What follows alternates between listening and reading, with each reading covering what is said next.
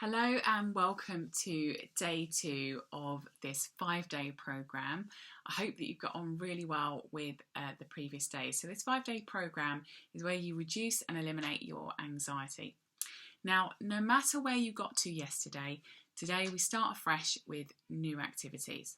Again, there are a few today, and this is because you will repeat these activities each day to reduce and eliminate your anxiety. The first activity we are going to learn today is to activate an acupuncture point. This allows our sympathetic nervous system to calm down and switch over to the parasympathetic nervous system. Now, this technique might look a bit silly, and I want you to really think about, is how anxiety, when rationalised, is somewhat silly. This is because most of anxiety has been learnt through association. This is what the amygdala does. The amygdala is a fast reacting part of the brain that responds to sensory information and is connected with memory and learning. What's also interesting is that the amygdala can grow and will potentially grow the more certain neurotransmitters effectively feed the amygdala. Here, we want to calm the amygdala down, and in doing so, over time, reduce the size of the amygdala, and hence why you will see the importance of repetition. Now, this activity is a preventative measure that you will do as you wake or near to that particular time, and then repeat again 2 more times in the day. It takes 3 minutes each time, so this is a very small investment in time to be able to reduce and eliminate your anxiety. What we want to do is tap the acupuncture point on the top of the head. This is the centre of the head, and if you were looking down on the head from above, it is the centre point. You can either tap with your fingers or with the cup of your hand. It's up to you. Now, this is something that you will remember to do each morning, and for you to remember to do that, I want you to just practice tapping this point now with your fingers or the cup of your hand whilst watching this video. And this can be your first experience in doing this tapping technique. You can also use this technique any time that you feel anxiety, and you will notice that it will calm the anxiety. It is useful to measure the anxiety like we did yesterday out of 10, so that you can measure the reduction of the anxious feelings and notice the improvements. So remember, this is the tapping of the top of your head for 3 minutes, 3 times a day, and the first time being when you wake in the morning. Now, I can attest to this working for both myself and my clients, so whilst you might think this looks odd, it does create results. So, moving on then to activity number 2. Breathing is really important to our bodies and to our minds. You will recall how your breathing changes when you have done vigorous exercise in the past. Now, I want you to think about the kind of breathing when you are exercising and just how much faster you breathe. It is important to recognise this because you will become more aware of your breathing during the day. When we are exercising, we need more oxygen to reach our muscles, and we need to rid our bodies of the toxins produced in the various metabolic states we reach during exercise, depending on how rigorous the exercise is. You may also recognise that during exercise that your heart is beating faster. That's great when we are exercising, and yet when we want to be calm and in control, thinking about problem solving, undertaking complex tasks, or having conversations with people, at this point we want our heart rate to be at resting level and our breathing to be much slower. Breathing is one of the interesting aspects of our bodies, a function we can do both consciously and unconsciously. In an anxiety state, our conscious mind has taken over with the associations and triggers in the amygdala, and we can find that our breathing rate increases. When we practice deliberate and slow breathing, we retrain our brain to breathe this way in association with certain activities. In this activity, the game is to practice slow and deliberate breathing, and the more we do this, the greater control we have and the more we train our brain. This is very much about a method to get back into the driving seat. There are two ways to practice this deliberate breathing, and you can choose which method suits you best or switch them around for different times or places or just for variety. The first option is to breathe in for 4, hold for 4 and exhale for 7. The second option is to breathe in for 7 and exhale for 11. You choose. As you begin to practice this deliberate breathing, I want you to notice that your shoulders drop and release outwards, and that you can release the tension from your muscles.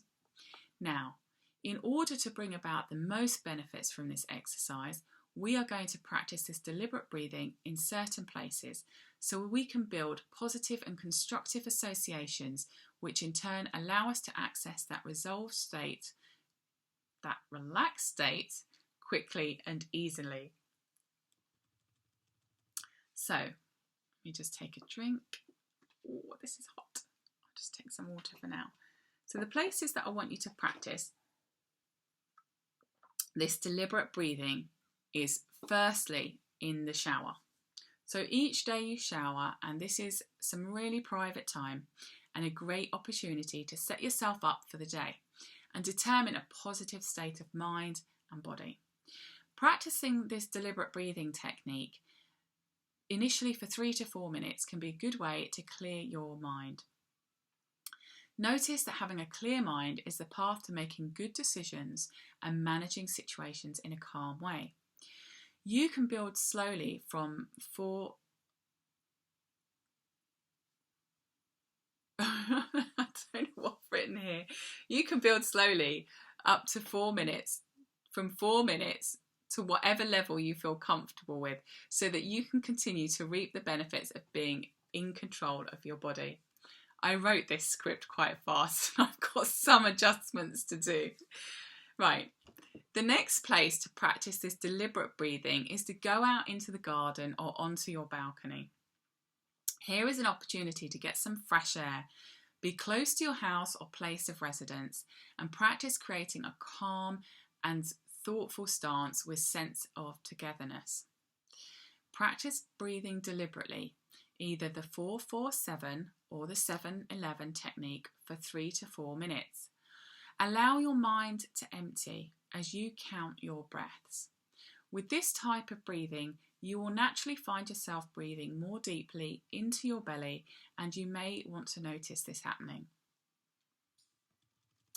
Finally, as the last place to practice your breathing on the first day of doing this activity, I want you to practice deliberate breathing on your daily walk. Here we begin to compound the different techniques, allowing you to change your brain and how it responds to external stimuli and internal thoughts. You are now in control and feeling that inner strength that comes from practicing these small steps each day. What you will be doing by practicing this deliberate breathing in these places is creating an anchor, which in turn will feed back and induce the state you create with this method. For this reason, I want you to extend this deliberate breathing technique on day 3 and 4 into new areas. You can practice this deliberate breathing technique in any situation or environment you choose. However, I'm going to suggest some places to do this so that you can build the anchors in the potential places where stress and anxiety may have been triggered from in the past. The next 3 places are when you are operating your laptop or computer, when you are on the phone, either in conversation or scrolling through messages or social media, in the car whilst you are driving. Now, you will see that it's really easy to incorporate this deliberate breathing in these 3 additional places. As you build this up, think about doing the deliberate breathing technique in the environment or situation that is either a big stress factor for you in the past or that you have most contact with. So if you do a lot of driving, then practicing in the car would be a great choice. Equally, if you spend a lot of time on your phone, that would be the main starting point to practice this. Remember, this is designed so you can create a positive and constructive association in that environment. The more you do this deliberately, the more you take control over your reactions to people and environments, and you begin to have more and more access to your rational mind and thinking. The more you invest in this upfront, the quicker you will reap the rewards. Do what you can when you can and build up from there. Remember, this is laying down a strong foundational stone, one you can rely upon, and so if it takes a little more time to build this into your life and develop the anchors for calm and peaceful thinking and feeling in control, then it is worth that little more time. Just like the tortoise and the hare, we are more interested in finishing the race than how quickly we get there, and you decide how much you can do each day. And remember, breathing is an activity, so keep it feeling like one.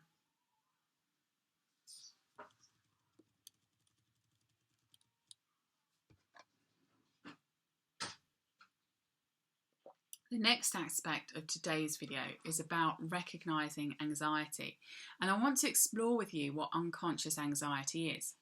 Now, this isn't something I thought existed, and some people won't recognise this, yet learning about this is another great way to be in control of your body and your mind and reining in any behaviour that is unhelpful quickly. So for me, I didn't recognise anxiety in myself at all. Anxiety is not a word that spoke to me. I had experienced episodes in the past when I was at school and had been bullied, and yet those days were long gone, and so were my reactions. So I didn't see any anxiety in my life. Yet there were things that I experienced in the body and in the mind that I had noticed them fully and recognised them as anxiety. I could have prevented what I call a fallout. What I want you to identify within yourself is that anxiety you experience today has been formed over the years of managing other aspects at a much lower level. In the same way we can have acute and chronic illness, and that acute can lead to chronic, we can have unconscious anxiety that has the potential to feed an acute attack of anxiety and or develop chronic anxiety. So, what is this unconscious anxiety? Unconscious anxiety is about feeling certain sensations in the body or thinking certain thoughts that in a rational world do not make sense. However, there it is plausible, and hence why we don't notice and accept it as truth. In terms of the body, we may have slight shaking of the hands.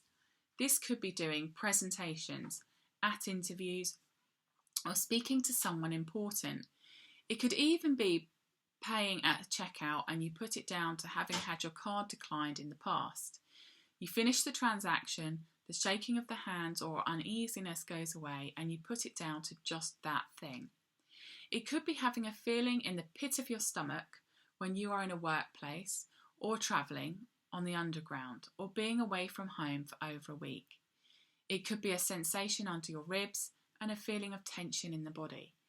You might feel uneasy, and the occurrences are so rare that you don't call it anxiety. The thinking could be that people are talking about you. You've done a bad job on that project, or you think people perceive you as stupid. Unless there is a pure action that evidences these are thoughts born out of anxiety, or anxiety born out of these thoughts. So, for example, to evidence people talking about you, it would have to be that the gossip actually gets back to you from another person, or your boss tells you you have done a bad job, or someone says straight to your face, you are stupid. Chances are, though, these things have happened to you somewhere in your past, and it is those memories that keep coming up that give rise to your thoughts in the here and now and the sensations in your body. This is unconscious anxiety. So, what is conscious anxiety then? I feel it is important to define these two aspects so you can begin to see a journey. The journey from negative or unhelpful experiences in your life to what you are experiencing now. And when you recognise that journey, you can change things, to create the life you want, and to respond in the way that you choose to. Conscious anxiety, then, is being gripped by these bodily sensations and or thoughts. Perhaps you have trouble sleeping, you have constant thoughts or worries, you are nervous at certain interactions in a very predictable manner. You are very aware of what anxiety feels like, and you can reference very specific periods in your life when you have experienced anxiety. That's conscious anxiety. It's the full awareness of anxiety. And unfortunately, it can be the case that that which we focus on grows, or the more we give it our attention, the worse it can become. Essentially, we can form a habit of getting anxious about anxiety because at this point we know it is without basis, or that it is becoming a frustration in our lives and preventing us from being who we truly are and enjoying life. In summary, we could say that unconscious anxiety is infrequent experiences or thoughts, and we enjoy our life. Conscious anxiety is frequent experience of anxiety and prevents us from enjoying our life to the full.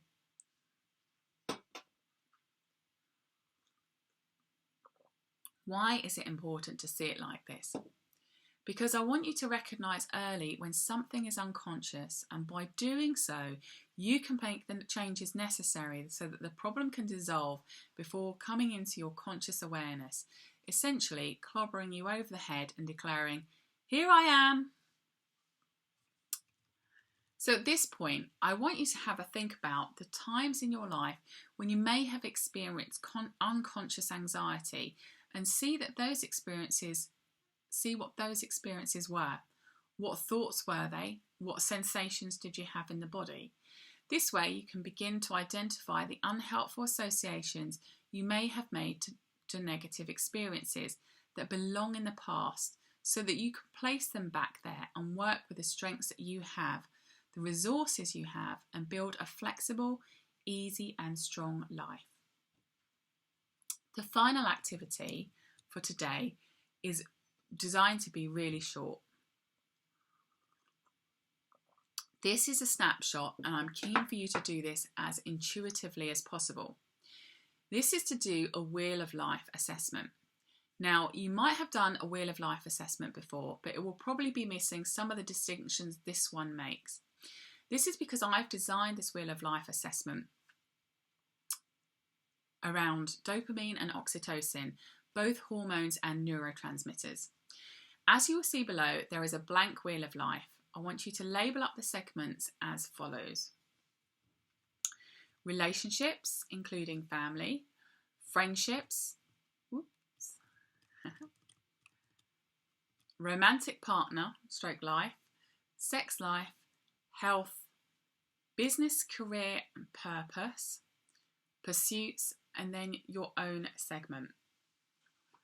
So once you've labelled them up, you are going to measure each of the areas between 0 and 10, with 0 being at the centre of the circle and 10 on the outside. The purpose for doing this Wheel of Life assessment is to see what could be changed and to identify, if possible, what might be missing or triggering in your life that once addressed can help you reduce and eliminate anxiety now.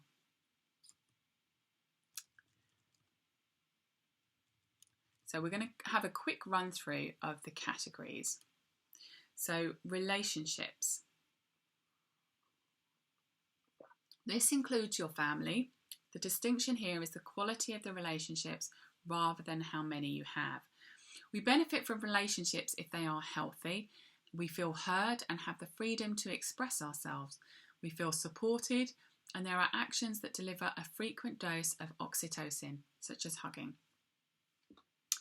Friendships. Here is about the quality and quantity of friendships.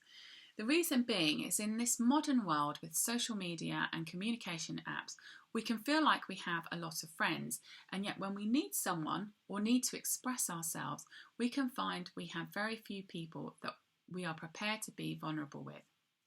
It may feel good to have a few friends if they are there for you regularly, and likewise you are there for them. However, we can all feel the burden of life and be caught up with our own individual lives including needing to be there for our family and support ourselves, that sometimes we can't support our friends. That is where there is the benefit in having a number of friends, so that if times are difficult, you need some support, want to go out for a drink at the local coffee shop or pub, that there is support is more likely to be around. When measuring friendships though, do consider what your friend brings you. If she or he brings you down and everything is downbeat and complaining, this may be an energy drain on yourself.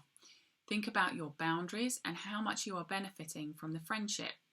If you feel negative or drained after an interaction with your friend or friends, it could be that the interactions are not firing off positive neurotransmitters in your brain and there is no reward in the relationship. Romantic partner in life. Here, this is the measuring the romance in your life and the level of activity and feeling of love and intimacy and ability to be vulnerable. If you are on the dating scene, this would be more about the level of activity that you have and how positive you feel when dating people. In a relationship, this is measuring how loving the partner is and how your romantic needs are met. Not social standards for romance, but that you feel loved and cherished. The absence of a romantic partner does not necessarily mean this area is low.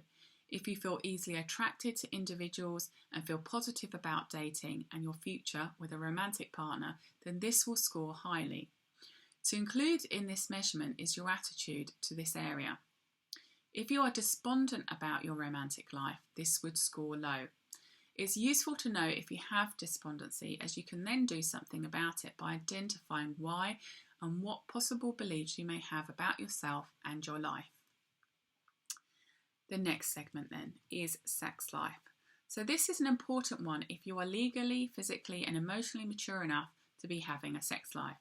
Again, this doesn't necessarily score low if you don't have a partner to maintain a sex life, but your attitude towards one will be important. However, it is worth recognising that sex, if done well, causes us to have a good dose of oxytocin.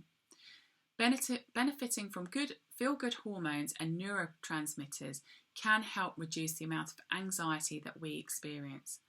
By making sure that we have a healthy and active sex life, we can ensure our brain receives feel-good neurotransmitters, which in turn leads to us feeling good. And if we are feeling good, then we can't feel bad at the same time. The next one is health. So by this, I really want you to think about how healthy you are, especially how free of pain you are. Sometimes we can feel less healthy by social standards, and yes, what we eat and drink and what our weight is can matter. However, for this exercise, what we really want to focus on is triggers or aspects that may be increasing our anxiety levels. This is also a measurement of you compared to you. So perhaps you can imagine a time when you were very healthy or the energy levels you had as a child or teenager. Think back to then and whilst being realistic, measure your health. For example, if you were not such a great enthusiast of exercise, there is no point down-marking yourself now if you still lack that enthusiasm. That's okay, that's part of who you are. However, if you used to be very energetic and exercise regularly and now you don't and you feel you want to, that's worth registering in your measurement.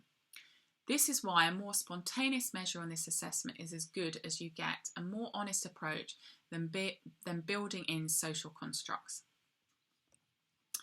Business, career and purpose. Now here I want to be very careful as to avoid bringing in preconceived ideas about what is of value. Notice here I'm including purpose. The reason is if you have yet to start on your career path or into business, you would score low in this area. But when we bring in purpose, we can feel more connected to who we are and how we feel about our potential and where we are on our journey. Our career or business interests may change over time, so considering our purpose and living through that purpose can be a good measure. And of course, for those that have moved into the family aspect of their life, bringing up their own brood If they have made a choice to support them fully with their time and energy, then this fits well with purpose. The choice alone will tap into feeling fulfilled. Everyone's journey is individual, and I want you to measure how you feel when you are doing in this area. It's worth remembering that competition can set us up for anxiety, especially when we have social competition. That is, viewing the external only based on what everyone thinks everyone is expecting of them. Just think about that spiral for a moment. So our next one then is pursuits. Here, this is about measuring what pursuits you get to engage in that you would like to. It could be anything from knitting to windsurfing. It could be volunteering or playing football at the park. It's whatever activity lights you up, you feel good about and would make time for. There might be a social aspect to your pursuits. They could include belonging to a book club or simply reading on your own. It might be that life has been so busy you have forgotten about having any pursuits for yourself. And this is a good reminder to think about the benefits of engaging in an activity that brings you joy. It could be an activity that puts you in a learning state, or it could be something that gives you great satisfaction, or it could do both. Then, what happens next is I've allowed for you to have your own segment. So here, I want you to choose an aspect of life that hasn't been covered by the other segments and you feel is important to you. This is giving you an opportunity to design your life the way you want it and to recognise that you can measure your life, your achievements and your level of activity based on what is important to you. Whilst I've structured the Wheel of Life assessment to have factors that relate to brain chemistry the most, I know just how important it is for you to own your own life and your assessment of it, and that begins with you determining what is important to measure. You can, if you like, even take this whole concept and redesign it if you so for you, so you can measure and identify the areas that make the most difference to you. What I've done here is create a framework, and yet you know what success looks like in your life. So choose a segment and label it, and then define how you measure it, why it is important, and notice when it was really good or would have scored really highly. It's your choice whether you would like to share the results of your Wheel of Life assessments in the group.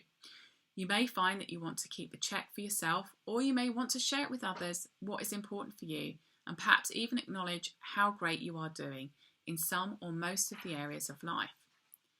Sometimes when we sit down and measure these things, we realise how much we have going for ourselves, and it's only our persistent worrying thoughts that have made us believe our life is worse than it is. What I do want you to do is to keep the score, because later in the 5-day programme we are going to revisit this Wheel of Life assessment. So that's day 2 activities, and I promised I would prioritise them for you. So here we are.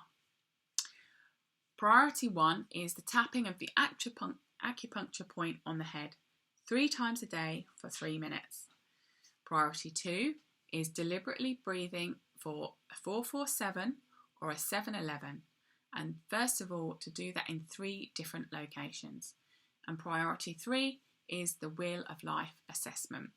So again, if you have any particular questions, then it's #AskMeAnything, and I will cover it in today's Q&A live, which will be at 8 PM GMT. And I hope you get on well with those activities. Tell me about your progress that's going on in the group. Let me know that you've done the activities for today, what you've managed to be able to do and incorporate, what you've noticed when you've been doing those activities as well. All the feedback's great stuff for me, and then I can build on that and integrate that in for the rest of the programme for the rest of the week. So that's everything for day 2. I will